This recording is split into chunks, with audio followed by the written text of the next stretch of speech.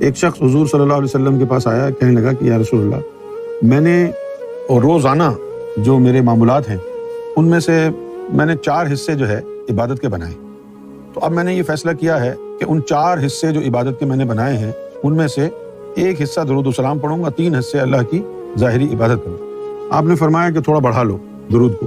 اس نے کہا کہ ٹھیک ہے، اب میں 2 حصے آپ پر درود و سلام پڑھوں گا اور 2 حصے رب کی ظاہری عبادت کروں گا۔ آپ نے فرمایا کہ اور بڑھا لو۔ اس نے کہا کہ میں 3 حصے آپ پر درود و سلام پڑھوں گا اور 1 حصہ رب کی عبادت کروں گا ظاہری۔ تو حضور نے فرمایا کہ اور بڑھاؤ۔ تو وہ کہنے لگا کہ یا رسول اللہ میں اب سمجھ گیا، اب میں 4 حصے جو میرے وقت کے ہیں ان میں درود و سلام ہی پڑھوں گا۔ اگر آپ یہ سمجھتے ہیں کہ ان چیزوں کو آپ نے روحانیت کے بغیر دیکھیں گے اور سمجھ لیں گے تو ہو سکتا ہے کہ آپ پریشان ہو جائیں اور اس حدیث کو جھوٹا قرار دیں۔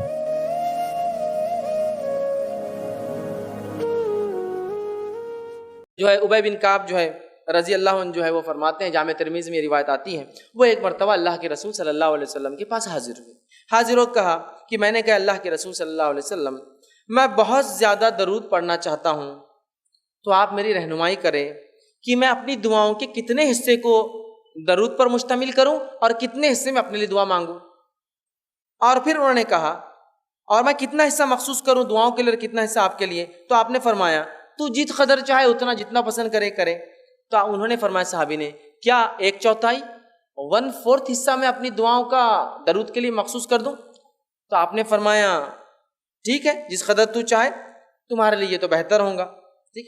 تو پھر انہوں نے کہا کہ اللہ کے رسول کیا آدھا میں کروں؟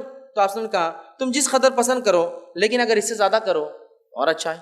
پھر انہوں نے کہا کہ اللہ کے رسول صلی اللہ علیہ وسلم 2/3 2/3 میں اگر دعائیں کروں، مطلب درود بھیجو اور باقی دعا؟ تو آپ نے فرمایا تم جس قدر پسند کرو حصہ مخصوص کرو گے، لیکن جتنا زیادہ کرو گے تمہارے لیے ٹھیک ہوگا۔ تو انہوں نے فرمایا کہا اے اللہ کے رسول، میں اپنی دعا کے بجائے صرف آپ پہ درود ہی بھیجتا ہوں۔ اب کیونکہ آپ نے پاؤ کہا تو آپ نے کہا زیادہ کرے تو بہتر ہے، میں نے آدھا کہا تو آپ نے کہا زیادہ کرے تو بہتر ہے، میں نے 2/3 کہا تو آپ نے کہا زیادہ کرے تو بہتر ہے، اب میں کیا کرتا ہوں صرف آپ پہ درود بھیجتا ہوں۔ تو آپ نے فرمایا کہا تو پھر تو تمہارے غموں کی کفایت کی جائیں گی۔ اگر تم نے صرف میرے اوپر درود ہی بھیجا اور دعا اپنے لیے نہیں مانگی تو پھر تو تمہارے غموں کی اللہ کفایت کر جائیں گا، جتنے غم اور پریشان کفایت کر جائیں گی اور گناہوں کو معاف کر دیا جائیں گا۔ تو اس حدیث سے پتہ چلا نبی اکرم صلی اللہ علیہ وسلم درود بھیجنے سے غموں کی کفایت ہو جاتی ہے، ہر غم اللہ دور کر دیتا ہے اور اللہ تعالیٰ جو ہے ہمیں ہمارے گناہوں کو معاف کرتا ہے۔ تو ہمیں چاہیے کثرت سے نبی اکرم صلی اللہ علیہ وسلم درود بھیجے، دنیا کا بھی فائدہ اور آخرت کا فائدہ، دعائیں قبول ہو رہی ہے، معافی بھی مل رہی ہے، فرشتے بھی دعا کرے، اللہ بھی درود بھیج رہا ہے، اور 70 مرتبہ، ایک بار بھیجو 70 مرتبہ اللہ اور اس کے فرشتوں کی دعائیں۔ اسی طرح جو ہے